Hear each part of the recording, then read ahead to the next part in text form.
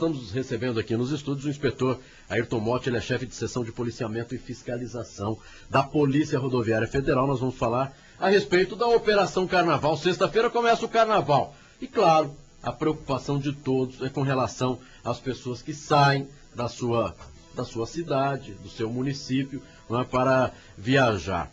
Lógico que nós sabemos que todos os dias a Polícia Rodoviária Federal está aí trabalhando, mas no Carnaval aumenta o número de veículos nas estradas e também a fiscalização.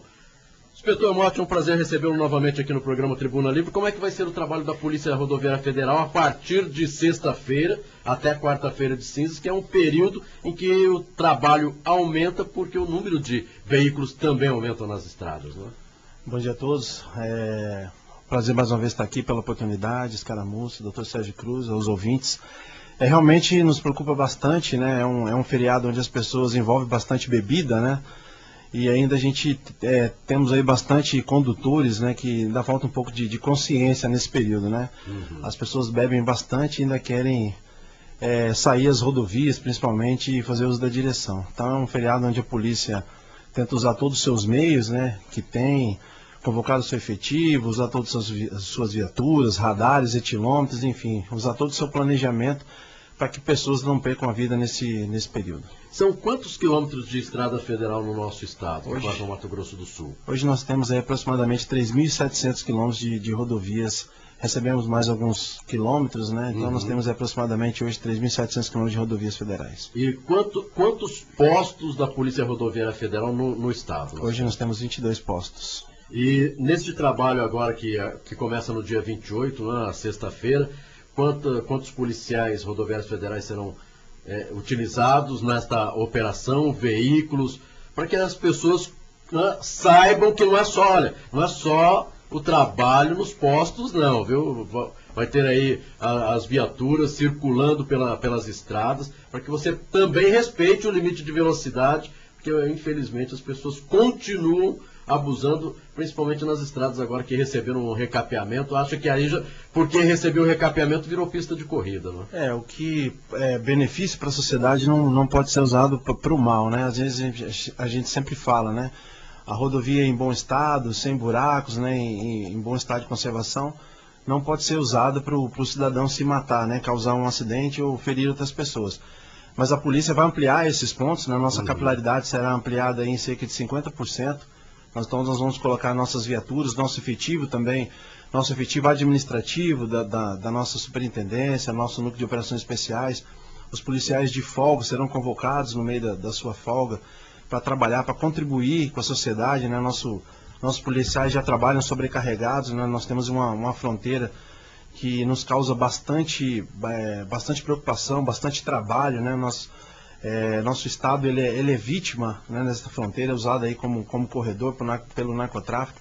Então isso sobrecarrega o nosso trabalho, mas mesmo assim nosso policial ele tem essa consciência que tem que contribuir um pouco mais para que pessoas não percam a vida nesse feriado. Então nós vamos ampliar a nossa capilaridade nesse período, vamos convocar os policiais de folga, nosso efetivo operacional aí de entre 300 e 400 policiais será ampliado nesse período.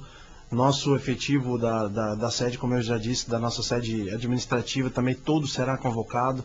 Enfim, então tudo que nós pudermos fazer para reduzir esse acidente, focarmos realmente na vida, que quando nós olhamos lá no nosso planejamento e vemos lá que 3, 4, 5, 10 pessoas perderam a vida, a gente não olha só um número frio, seco lá no pedaço de papel, a gente sabe que são famílias que vão viver eternamente aí sem um ente querido, sem um filho, sem um pai, uma mãe, uma família sequelada. Então é em cima disso que a gente trabalha o nosso planejamento. Então a sociedade pode ter certeza que a polícia fará de tudo para fazer a parte dela.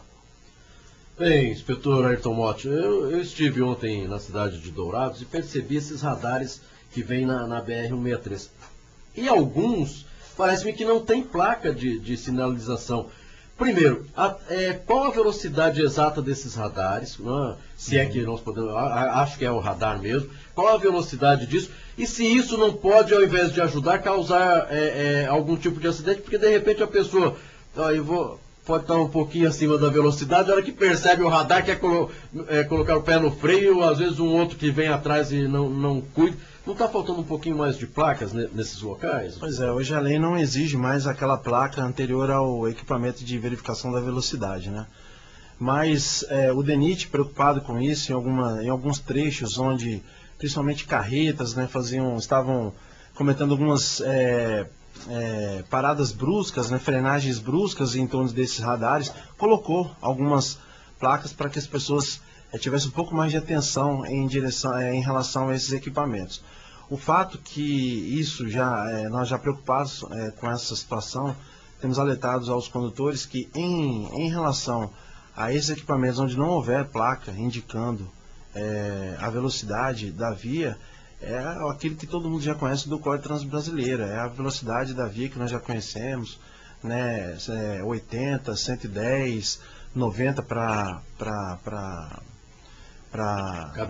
caminhões, para ônibus, para veículos, então é aquilo que o Código de Trânsito Brasileiro permite. Então não é diferenciado da velocidade que você utiliza e é autorizado pela rodovia. Se for de 100 km, é 100 km. Exatamente. Porque muita gente às vezes se assusta e está às vezes na velocidade de 100 km, quer diminuir para 80, para 70, achando que às vezes até 60 km que é obrigado a parar ali. Por isso essa nossa preocupação. Não, vamos lá, talvez eu não tenha sido muito bem claro.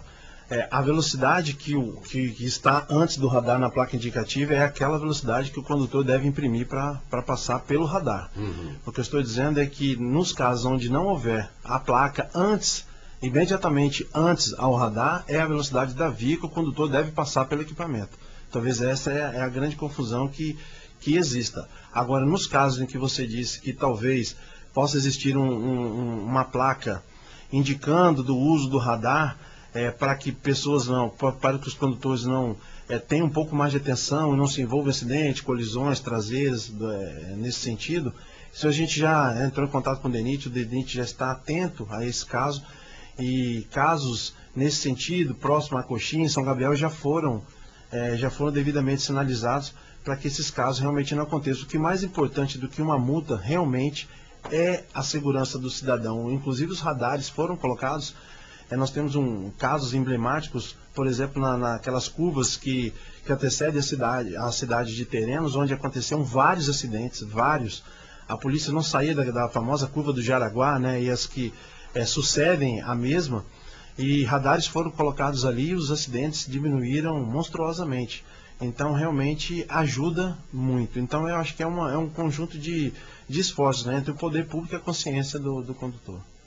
Bem, nós estamos preocupados porque parece que esse ano de 2014, infelizmente no Mato Grosso do Sul, o número de acidentes parece que cresceu, né, com relação ao ano de 2013. O que será que anda acontecendo? São as pessoas abusando da velocidade? É a falta de atenção? São motoristas novos que de repente não têm a experiência necessária e saem aí nas nossas estradas? A Polícia Rodoviária Federal ela já fez um levantamento ou está cruzando dados para saber exatamente o que anda acontecendo, inspetor? Quando nós comparamos com o aumento da frota, os nossos acidentes não aumentaram tanto assim, né? Quando nós analisamos de forma mais simples esses acidentes, os números impressionam um pouco mais. Mas a gente levar em consideração a frota que aumentou, os acidentes aumentaram no nosso estado cerca de 1%. Aí a conta fica um pouco mais equilibrada. O fato é que as rodovias não aumentaram, as rodovias não foram ampliadas, né? E a frota sempre aumenta. Os condutores, todos os dias são formados no nosso país, né? As motocicletas, que são um dos nossos maiores causadores de acidente, todos os dias estão aí as centenas sendo emplacadas pelo nosso estado, né? As rodovias, nós sabemos que os investimentos não são à altura como poderiam ser, né? Nós temos aí a safra aumentando todos os anos, quer dizer, esses veículos pesados sendo movimentados pelo nosso estado. Então tudo isso são fatores que influenciam, né? Os grandes estudiosos chegaram a quase uma centena de fatores que podem influenciar num acidente de trânsito. Então a fiscalização da polícia é só um fator que pode inibir, pode ajudar a evitar um acidente de trânsito. E a gente sempre diz que nada disso vai substituir o bom senso do cidadão, a responsabilidade do camarada que tá ao volante.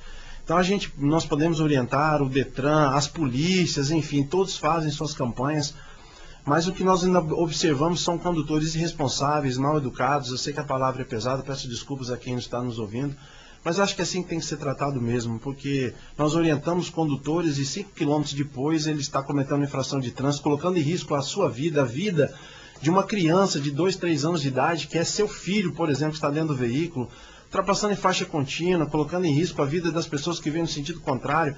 E nós paramos esse mesmo condutor, o senhor não acabou de ser orientado pela polícia, e nós não estamos falando nem infração ainda. Ele não percebi, não vi, sabe, no maior cinismo possível. Então mostra que ele não tem valor nenhum pela vida, não dá importância nenhuma às leis de trânsito. Isso nos preocupa bastante com esse tipo de condutor mal educado e irresponsável que ainda circula pelas rodovias. Então o que falta mesmo ainda é conscientização desse condutor que não acredita que pode se envolver em acidente de trânsito. Ele dirige muito tempo dentro da cidade, onde imprime ali uma velocidade pequena, 40, 60 km por hora, um trânsito travado, e aí ele sai para a rodovia esporadicamente. Ele acha que é a mesma coisa. Ele não faz um planejamento da sua viagem, um planejamento físico, logístico, muito menos mental. Então, quando há um acontecimento inesperado, é onde ele se envolve num acidente. E aí ele morre ou ele mata. E minutos depois, ou horas depois, ele se vê no banco de hospital chorando. Mas aí já foi, aí é muito tarde. Então a gente ainda vê condutores sem nenhum tipo de responsabilidade ou consciência. Não acreditam que pode se envolver realmente no acidente de trânsito. Bom, são 7 horas e 59 minutos, faltando 1 minuto para o encerramento do programa. Eu gostaria que você deixasse aí uma mensagem a essas pessoas que vão utilizar, que utilizam, mas que nesta época de carnaval vão utilizar as BRs, as estradas, na verdade, do nosso estado, independente, claro que o trabalho de vocês nas rodovias federais, mas que utilizam as estradas, tanto estadual como federal, para que tomem bastante cuidado. Então, deixar o microfone à sua disposição para falar com este condutor que já está se preparando para a viagem para o carnaval. Nós esperamos que essas pessoas, né, os condutores, utilizem seus veículos simplesmente para se locomover entre as cidades, para que se possam se divertir durante esse período, né, que realmente, se forem fazer uso de ingestão de álcool, não dirijam, né, passem a direção para outra pessoa, se beberem, no dia seguinte descansem, não façam uso do seu veículo, e realmente tenham essa consciência que se dirigirem pode matar, podem morrer, tem um pouco de responsabilidade ao volante. Nós sempre dizemos que a polícia está aí para fazer a sua parte, mas nenhum tipo de equipamento, nenhum tipo de incremento de efetivo, nenhum tipo de fiscalização estratégica que a polícia possa usar vai substituir o bom senso ou a responsabilidade do condutor durante esse período. Então, agradecer mais uma vez aos senhores pela oportunidade e colocar a polícia sempre à disposição da sociedade através do telefone 91. Muito obrigado, bom dia a todos.